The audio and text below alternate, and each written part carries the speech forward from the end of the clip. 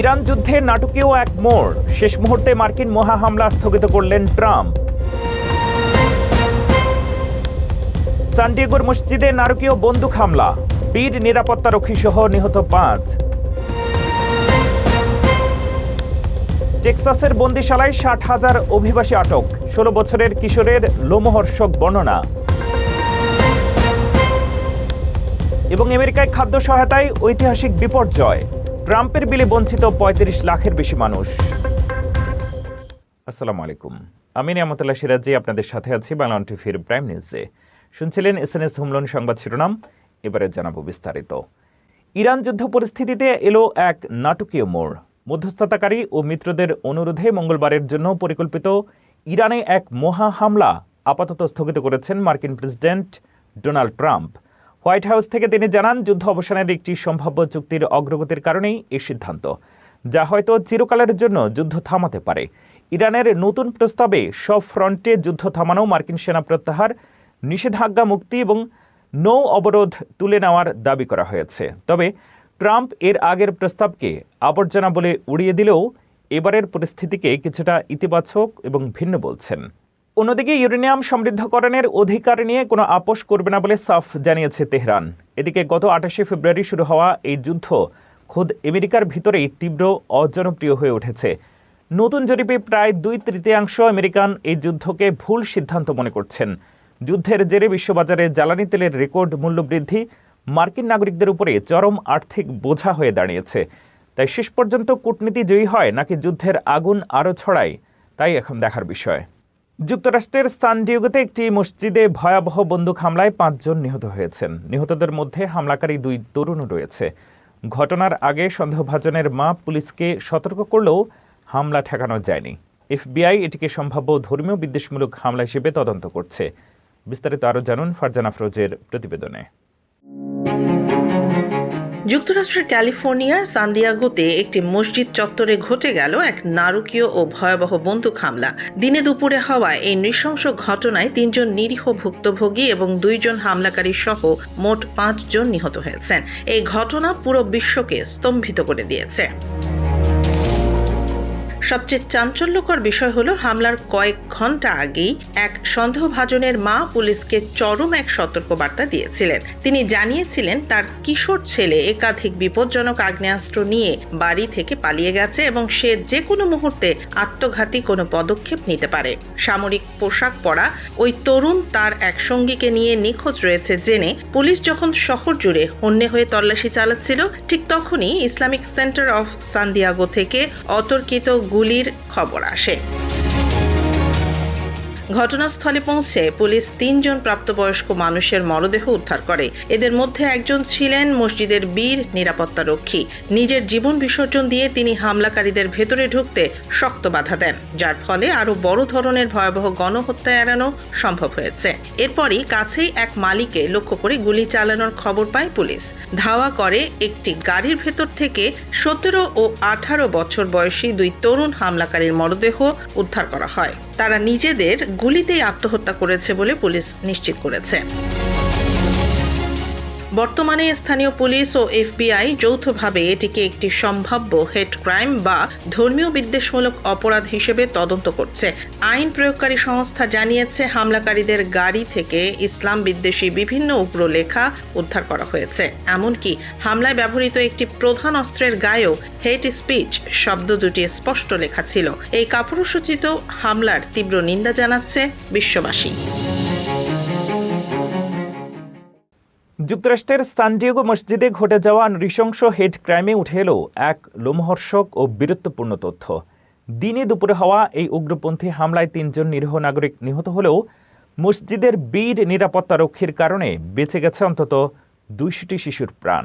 হামলাকারীরা শুরুতে নিরাপত্তারক্ষীকে লক্ষ্য করে গুলি চালায়, কিন্তু মৃত্যুর কোলে ঢলে পড়ার ঠিক আগ মুহূর্তে এই বীর ব্যক্তি ওয়াকিটকির মাধ্যমে মসজিদের ভেতরের স্কুলের শিক্ষকদের দ্রুত ক্লাসরুমের দরজা লক করার বার্তা পাঠান।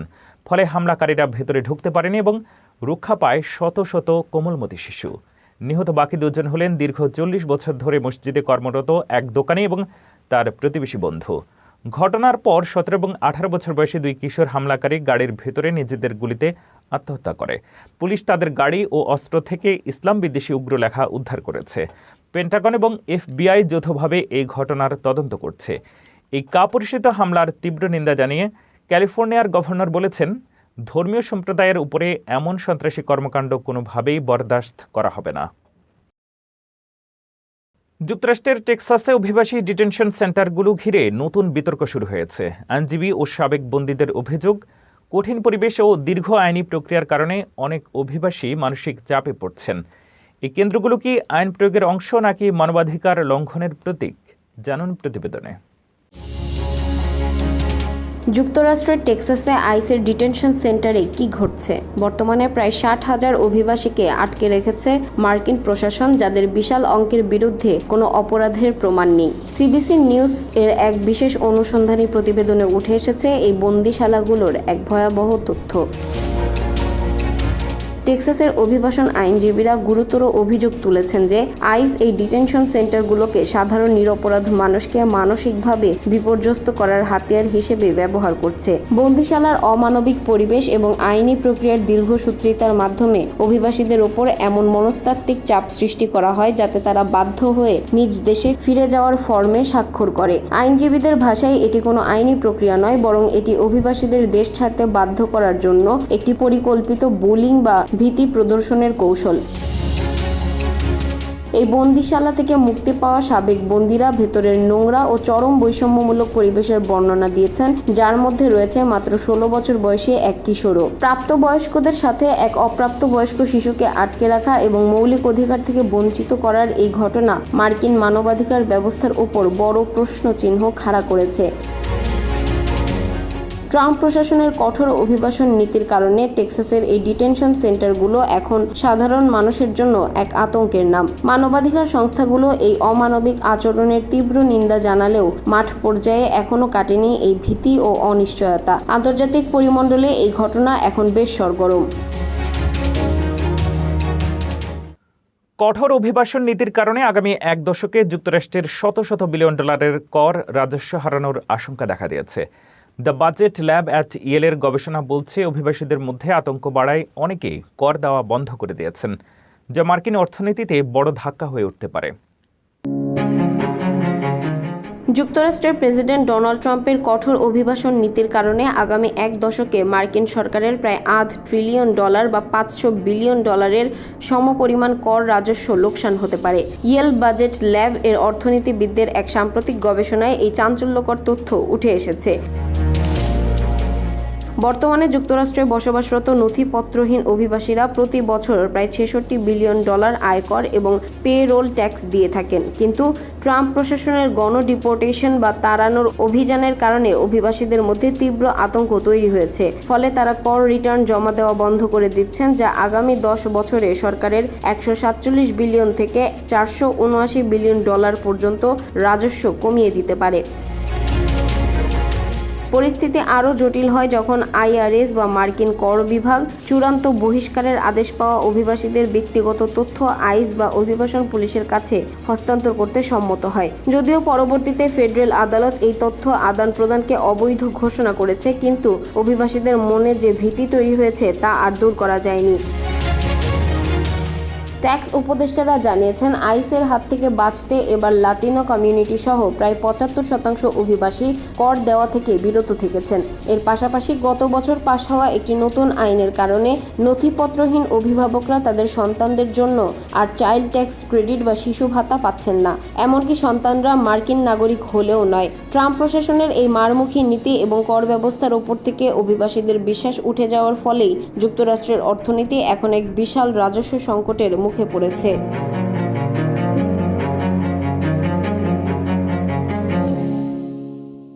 যুক্তরাষ্ট্রের অভিবাসন কর্মকর্তাদের প্রশিক্ষণ দিতে নিয়োগ পাওয়া সাবেক পুলিশ কর্মকর্তা ডেভিড নরম্যানকে ঘিরে বিতর্ক তুঙ্গে। ওয়ার্ডের অনুসন্ধান অনুযায়ী দায়িত্ব পালনকালে একাধিক গুলির ঘটনায় জড়িত এই সাবেক কর্মকর্তা নিজেকে এক পডকাস্টে সুপার অ্যাগ্রেসিভ বলেও উল্লেখ করেছিলেন। বিষয়টি ঘিরে মানবাধিকার মহলে সমালোচনা বাড়ছে। বিস্তারিত জানুন প্রতিবেদনে। যুক্তরাষ্ট্রের অভিবাসন কর্মকর্তাদের কৌশলগত প্রশিক্ষণ দিতে এমন একজন সাবেক পুলিশকে নিয়োগ দিয়েছে দেশটির হোমল্যান্ড সিকিউরিটি বিভাগ, যার অতীত রেকর্ড নিয়ে তোলপাড় শুরু হয়েছে। উইয়ার্ড পত্রিকার এক অনুসন্ধানী প্রতিবেদনে এই চাঞ্চল্যকর তথ্য সামনে এসেছে। অভিযুক্ত এই ট্রেইনারের নাম ডেভিড নরম্যান, যিনি অ্যারিজোনার ফিনিক্স শহরের সাবেক পুলিশ কর্মকর্তা। পুলিশে থাকাকালীন নরম্যান অন্তত 6 বার গুলি চালিয়েছেন, যার মধ্যে 4 জন নিহত এবং 2 জন আহত হন। সবচেয়ে বিতর্কিত বিষয় হলো, অবসরের পর একটি পডকাস্টে নরম্যান নিজেই অত্যন্ত আপত্তিকর ভাষায় নিজেকে একজন হিংস্র হিসেবে বর্ণনা করেছিলেন এবং বলেছিলেন যে তিনি সুপার অ্যাগ্রেসিভ ছিলেন। 2024 সালে নরম্যানের কোম্পানিকে একটি সরকারি চুক্তি দেয়া হয় হোমল্যান্ড সিকিউরিটি ইনভেস্টিগেশনের বিশেষ রেসপন্স টিমকে প্রশিক্ষণ দেওয়ার জন্য। উল্লেখ্য, এই বিশেষ কমান্ডো দলটির বিরুদ্ধে চলতি বছরের শুরুতে মিনিয়াপলিসে অভিবাসন বিরোধী বিক্ষোভের সময় 2 বিক্ষোভকারীকে গুলি করে হত্যার অভিযোগ রয়েছে। যদিও নরম্যান সবকটি শুটিংয়ের ঘটনাতেই আইনিভাবে নির্দোষ প্রমাণিত হয়েছেন, তবুও একজন মানবাধিকার আইনজীবী তাকে অত্যন্ত আক্রমণাত্মক উল্লেখ করে বলেছেন, কমান্ডো দল প্রশিক্ষণ দেওয়ার জন্য সে পৃথিবীর শেষ অনুপযুক্ত ব্যক্তি। বর্তমানে ট্রাম্প প্রশাসনের এই নিয়োগ এবং অভিবাসন কার্যক্রমে সোয়াত স্টাইলের বিশেষ বাহিনী ব্যবহার নিয়ে তীব্র সমালোচনার ঝড় উঠেছে। ধনকুবেরদের টার্গেট করে চুরির অভিযোগ, আদালতের শুনানি, আর তারপর নাটকীয়ভাবে উধাও। যুক্তরাষ্ট্রে এক মডেলকে ঘিরে তৈরি হয়েছে নতুন বিতর্ক। পাসপোর্ট সংগ্রহ থেকে পালিয়ে যাওয়ার অভিযোগ। পুরো ঘটনা এখন তদন্ত এবং আইনি আলোচনার কেন্দ্রবিন্দুতে। কি ঘটেছিল শুনানির দিন, তা নিয়ে বিস্তারিত থাকছে রিপোর্টে। ধনকুবেরদের ফাঁদে ফেলে চুরির অভিযোগে অভিযুক্ত বিতর্কিত পেন্ট হাউস মডেল আদওয়া লাভি লস অ্যাঞ্জেলেসের একটি আদালত থেকে নাটকীয়ভাবে পালিয়ে গেছেন। জামিনের শর্ত ভেঙে গোপনে ইসরায়েলি পাসপোর্ট সংগ্রহ করায় বিচারক সেটি কেড়ে নেয়ার নির্দেশ দেওয়ার পরপরই এই কাণ্ড ঘটান তিনি। 2024 সালের মডেলিং জগতের পরিচিত মুখ আদওয়া লাভির বিরুদ্ধে ডেটিং অ্যাপের মাধ্যমে বয়স্ক ধনী ব্যক্তিদের ফাঁদে ফেলে তাদের বাড়ি থেকে চুরির অন্তত 6টি গুরুতর মামলা চলছে। এই মামলায় জামিনে থাকা অবস্থায় তার চলাচলের ওপর নিষেধাজ্ঞা ছিল, কিন্তু গোয়েন্দারা জানতে পারেন গত 25 মার্চ তিনি গোপনে ইসরায়েলি কনসুলেট থেকে নতুন পাসপোর্ট সংগ্রহ করেছেন, যা তার পায়ে থাকা ইলেকট্রনিক অ্যাঙ্কেল মনিটরের ট্র্যাক রেকর্ড এবং কনসুলেটর কল রেকর্ডিংয়ে প্রমাণিত হয়। আদালতে শুনানির সময় প্রসিকিউটররা তাকে পালিয়ে যাওয়ার ঝুঁকিতে থাকা আসামি হিসেবে উল্লেখ করে জামিন $1 মিলিয়ন করার দাবি জানান। লাভির আইনজীবী দাবি করেন, আগামী জুনে জেরুজালেমে ধনকুবের স্টিফেন ক্লুবেকের সাথে বিয়ের পিঁড়িতে বসার জন্যই তিনি এই পাসপোর্ট নিয়েছিলেন। বিচারক জামিনের অর্থ না বাড়ালেও তার বিমানবন্দর ও কনসুলেটে যাওয়ার ওপর কঠোর নিষেধাজ্ঞা দেন। পাসপোর্টটি আদালতে জমা দেওয়ার আদেশ হওয়া মাত্রই ডিজাইনার পোশাক পরা এই মডেল গণমাধ্যমকে এড়িয়ে আদালত চত্বর থেকে দ্রুত গতিতে দৌড়ে পালিয়ে যান। এদিকে লাভির হবু বর বিলিনিয়ারের স্টিফেন ক্লুবেককেও গত সপ্তাহে গ্রেফতার করা হয়েছে। তার বিরুদ্ধে অভিযোগ, তিনি হবু স্ত্রীর অপরাধ ঢাকতে মামলার ভুক্তভোগী ও সাক্ষীদের হুমকি ধামকি দিচ্ছিলেন। দোষী প্রমাণিত হলে এই মডেল এবং ধনকুবের উভয়েরই প্রায় 11 বছর জেল হতে পারে। যুক্তরাষ্ট্রের খাদ্য সহায়তা কর্মসূচি স্ন্যাপে বড় কাটছাঁটের পর লাখো মানুষ সুবিধা হারানোর আশঙ্কায় পড়েছেন। কঠোর নতুন শর্ত, বাড়তি কাগজপত্র ও নীতিগত পরিবর্তনের কারণে দরিদ্র পরিবারগুলোর খাদ্য নিরাপত্তা নিয়ে উদ্বেগ বাড়ছে। বিতর্ক এখন সংস্কার নাকি সামাজিক সুরক্ষায় বড় ধাক্কা, এ নিয়ে বিস্তারিত থাকছে রিপোর্টে। যুক্তরাষ্ট্রের দরিদ্র ও নিম্নবিত্ত পরিবারের জন্য সবচেয়ে বড় খাদ্য সহায়তা কর্মসূচি স্ন্যাপে বড় ধরনের বিপর্যয় নেমে এসেছে।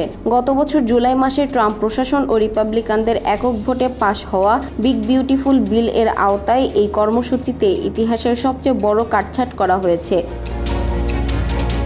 মার্কিন কৃষি মন্ত্রণালয়ের নতুন তথ্য বিশ্লেষণ করে centre on budget and policy priorities এর গবেষকরা জানিয়েছেন, আইনটি পাশ হওয়ার মাত্র 7 মাসের মধ্যে রেকর্ড 35 লাখের বেশি মানুষ এই খাদ্য সহায়তা থেকে বঞ্চিত হয়েছেন, যা গত 30 বছরের মধ্যে সবচেয়ে দ্রুততম পতন। সাধারণত এই সুবিধাভোগীর সংখ্যা কমলে বোঝা যায় মানুষের অর্থনৈতিক অবস্থার উন্নতি হয়েছে, কিন্তু বর্তমানে যুক্তরাষ্ট্রের বেকারত্বের হার একই জায়গায় স্থবির এবং আরবান ইনস্টিটিউটের তথ্য অনুযায়ী 2025 সালেও লাখ লাখ পরিবার তীব্র খাদ্য সংকটে ভুগছে। মূলত এই বিলের মাধ্যমে খাদ্য সহায়তার যোগ্যতা বা শর্তগুলোকে অত্যন্ত কঠোর করা হয়েছে।